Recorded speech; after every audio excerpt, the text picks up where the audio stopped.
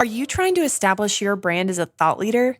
Start a podcast, invite industry experts to be guests on your show, and watch your brand become the prime resource for decision makers in your industry.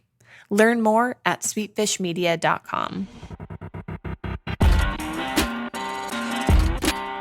You're listening to B2B Growth, a daily podcast for B2B leaders. We've interviewed names you've probably heard before, like Gary Vaynerchuk and Simon Sinek, but you've probably never heard from the majority of our guests. That's because the bulk of our interviews aren't with professional speakers and authors.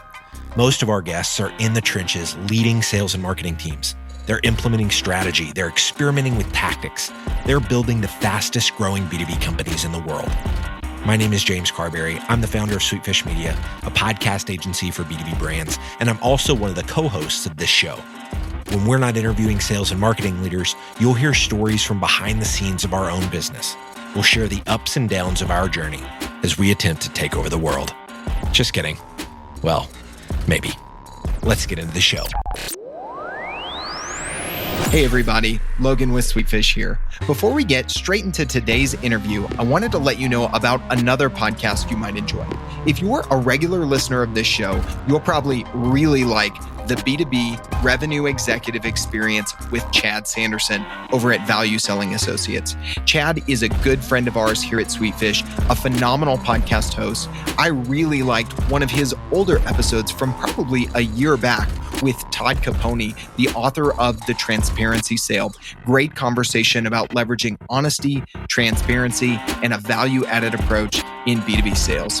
Check out the B2B Revenue Executive Experience with Chad Sanderson on Apple Podcasts or anywhere you do your listening. All right, now let's really get into the show. Hey everybody, Logan with Sweetfish here. It's a new year and a new decade, and we're celebrating by rounding up the top 20 episodes as we look back on 2019. We'll be sharing them here throughout the month of January in our hashtag Best of 2019 series. Today's episode is number 19 in the countdown of our top 20 episodes from 2019. We talked to Sara Varni, CMO over at Twilio, about reverse engineering the perfect B2B event. Welcome back to the B2B Growth Show. I'm your host for today's episode, Logan Lyles with Sweetfish Media. I'm joined today by Sara Varni. She is the CMO over at Twilio. Sara, how are you doing today? I'm doing great. Thanks for having me. Hey, thank you for joining us. You just got back from some international travel at the time of this recording, so I appreciate you making some time to join us. And we're going to be talking about something that is fresh on my mind. We just got done with a small event ourselves at Sweetfish, putting together a customer mastermind group around podcasting. And today we're going to be talking about some things that you can do to reverse engineer the perfect event in B2B, how you want it to feel and how you can extend that community after the fact. But before we get into that, Sara, I would love for you to share with listeners a little bit about yourself and what you and the team at Twilio are up to these days. Absolutely. Yeah. As Logan mentioned, I'm Sara Varni. I'm the CMO here at Twilio.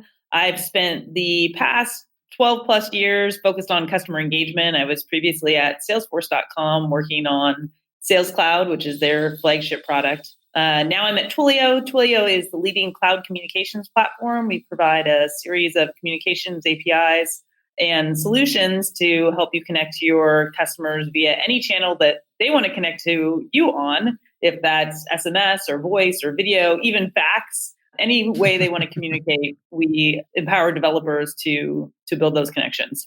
Yeah. Sara, you and I hadn't even talked about this, but I love that you mentioned fax there. You're talking to a recovering copier salesman. So I've seen some industries where fax is still alive and well and being improved in certain ways, which is probably, pretty surprising for most of our listeners. But I love that. And the underlying theme that you mentioned is meeting customers where they are and how they want to communicate with us. I think that's so important no matter, what phase of growth you're in or what industry you're serving, right? Absolutely. I mean, I think there's a massive gap between customer expectations and what businesses deliver in reality today. Customers have super high expectations with the explosion of apps and devices and channels in terms of, receiving the exact right message at the right time in the application where, they want to communicate. And Twilio helps brands today bridge that gap. So that actually, dovetails nicely. Maybe I'm stretching a little bit, but we're going to be talking about, building meaningful relationships through events. And as you're talking about building connections with your customers. So there were three specific things I know you wanted to touch on in talking about how you think about building your event and develop, communication with guests after the fact. And the first thing is you and I were talking offline, Sarah, you mentioned thinking critically about the goal of the event and reverse engineering how you format it, how you bring it together based on that. Tell us a little bit about your experiences there. Yeah, I mean, I think first and foremost, you have to think about who's the audience that you're trying to target and if doing face to face programming makes the most sense. I think the place where you often see events really taking shape and driving pipeline is toward the larger company size end of the market, if that's enterprise customers. I think that they find the most value in connecting with peers in similar roles, in sharing best practices across their companies. And, for me, thinking about a market holistically, if I need to drive enterprise pipeline, that's where I'm going to focus a good amount of energy. Yeah. And we talked a little bit on thinking about making your event or the theme, or at least the way you think about it. Do you want it to really be new prospect focused or problem focused? Tell us a little bit about this mental exercise you've gone through as you've planned and executed a lot of events in your career. I think it's just got to be a give get relationship. And this speaks for all of marketing. I don't think that my strategy when it comes to events is all that different in how I think about content marketing, for Hmm. example. If you've got to earn the right to talk to these prospects, and I think that means you can't lead too heavily with your product right out of the gates, and really be solving a higher order problem for that prospect. If it's driving more conversion, if it's helping improve CSAT and focusing on that higher level problem as opposed to being like, hey, buy this product tomorrow and your world's going to be saved. Yeah, absolutely. So let's move on to the next one that I know you wanted to touch on, Sarah, and that is how you think about your speaker lineup. What are some of the things people should be thinking about here? Because no matter the type of event, there's usually some, speaking component, either, the bringing it home with the keynote or breakout sessions. Tell us a little bit about how you think about speakers as you plan and craft events. I think that you've got to craft a speaker lineup that is going to sound obvious, but that brings something to the table that people haven't heard before. Because if you think about the executives you're trying to target, they have busy lives, they have families, they have work obligations, and the speakers you bring to the table need to be compelling enough for them to take a night off from their family or to take a half day off of work and have to catch up at some other point. And often the people that are going to be the biggest draw are not necessarily the people at your company, unless you're, working for the Warriors. So I think you got to think about, who's going to be a draw if that's a third party thought leader, or if it's a customer of yours that is doing something extraordinary. I know at Twilio, people always want to hear about how Uber built their application, what their approach is to messaging, how Airbnb thinks about communicating with their customers using a variety of new channels. And so giving people access to those people who have really been disruptors in the space can be a big draw. Hmm. Yeah, and there's probably some added benefit there as well because you're propping up your existing customers and giving them the stage and highlighting an opportunity for them to share their expertise. So that's even more of that get give with your customer that you're lining up as the speaker as well, right? Absolutely. I mean, I think some marketers hesitate to bring customers and prospects together because they think it'll turn into a venting session. But in my experience, 9 times out of 10, your customers are going to do the selling for you. And if they're engaged enough to attend one of your events, they're normally on the positive side of the spectrum and going to be huge evangelists for you. Yeah, I love that. I think getting over that fear, or that concern there can be a lot of benefits on the other side, and can be more effective than you doing your selling, as you were pointing to there as well, Sarah. So let's talk about connecting clients together or connecting customers and prospects. You and I were talking about an event that you attended recently that really was crafted well in a lot of different ways to create some strategic connections for the people that were attending. Tell us a little bit about some of the things. You don't have to necessarily name names, but I know there were a lot of great lessons from that experience that you and I talked about last time that I think would be great for marketers in thinking about their own events.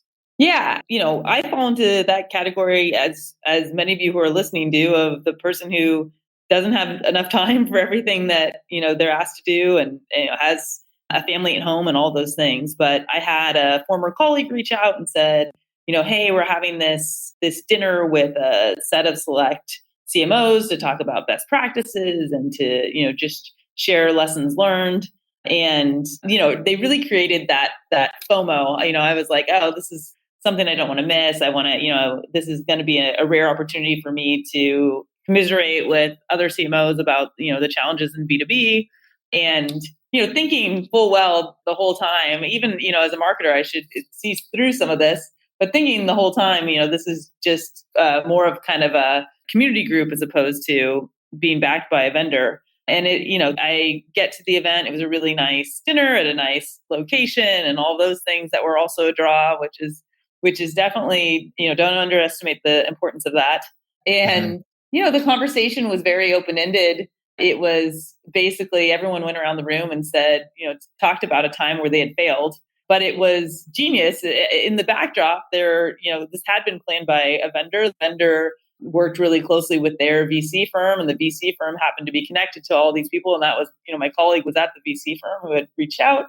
And then it all kind of started to click together. But even though we ended up hearing a product pitch at some point, I got huge value out of that dinner. They had recruited a great set of people. I learned a lot about, some of the other challenges my peers were facing. And so I didn't feel like it was a night where I'd been like bamboozled into figuring this product pitch. I had actually got something out of it. So, they had really nailed that give-get relationship. And, I think that there's a lot to be learned from that. Yeah. So it wasn't the timeshare presentation after the free lunch where they keep you locked up for 2 hours or anything like that. Yeah, they did a great job of recruitable people. And I think we all left getting something out of it. I love it. So you talked about recruiting the right people. So people that would actually be able to have a valuable conversation with their peers. So think about that. Not only, the people you're trying to reach, but who would they gain value from talking with? And then setting up the conversation. So don't just think about getting the people in the right room. Think about how can you kick off the conversation that's going to deliver value. And in this case, they opened it up to talk about some failures and challenges, right? Yeah, it just it made the audience all feel a little bit more open to just discussing problems. And I think it just kind of broke down any kind of awkwardness or nervousness in the room, because everyone realized they were on the same playing field, which I thought was really smart.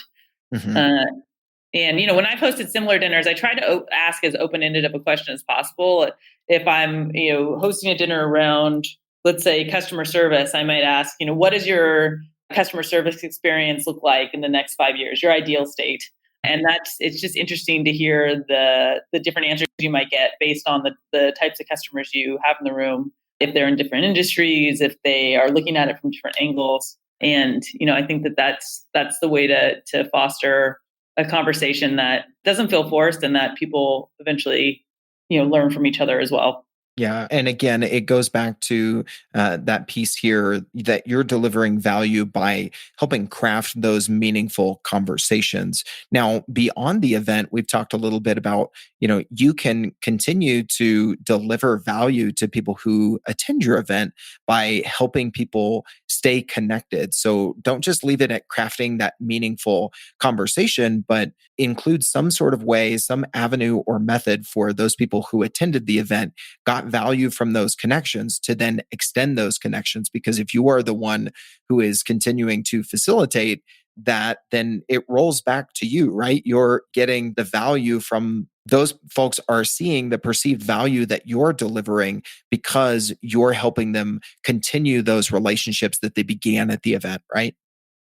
Absolutely. I think it's a way to just build your brand beyond the event. Of course, all these people can, get business cards or collect with people on LinkedIn after the event. Right. But if you're the hub of that connection, you will just always be top of mind when that person engages with that other executive again. Mm-hmm. Yeah, absolutely.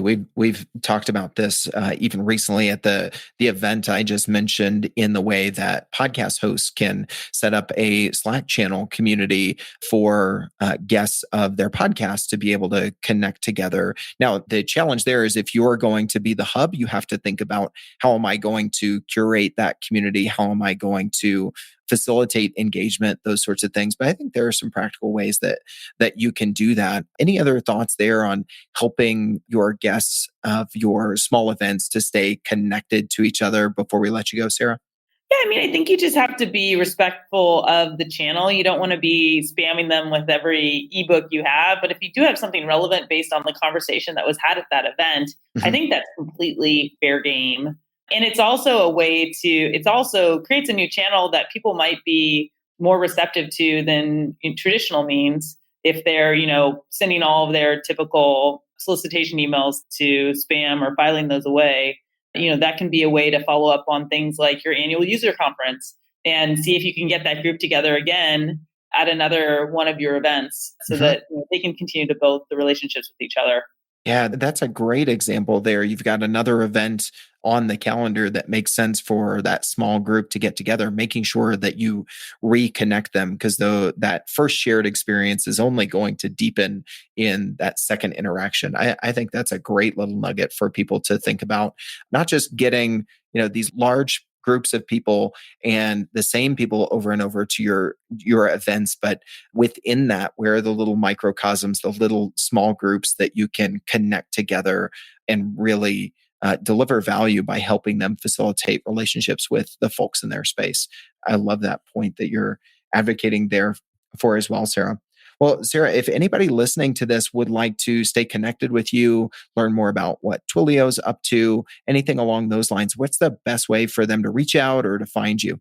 Anyone can reach out to me on LinkedIn. I meet plenty of people through the network, and I'm always happy to help people either navigate Twilio or also just answer general career questions about being a B2B marketer. And we are hiring at Twilio. So if you are on the market or looking for your next opportunity, please reach out. I'm always looking to bring rock stars onto the team and would love to chat more. Awesome. I love that, Sarah. We've got a lot of smart marketers that listen to the show and have been guests on the show. So hopefully that message reaches someone where the timing might be right. You guys are doing great things on your team, and we'll make sure we link to your LinkedIn profile right in the show notes. So if anybody's looking for that connection, go ahead and reach out to Sarah. Definitely. Well, Sarah, this has been fantastic to talk with you again. Thank you so much for joining me on today's episode. Yes. Thank you for having me. Hey everybody, Logan with Sweetfish here. If you're a regular listener of B2B Growth, you know that I'm one of the co-hosts of this show, but you may not know that I also head up the sales team here at Sweetfish. So for those of you in sales or sales ops, I wanted to take a second to share something that's made us insanely more efficient lately. Our team has been using Lead IQ for the past few months, and what used to take us 4 hours gathering contact data now takes us only 1. We're 75% more efficient. We're able to move faster with outbound prospecting, and organizing our campaigns is so much easier than before. I'd highly suggest you guys check out Lead IQ as well. You can check them out at leadiq.com. That's LEADIQ.com.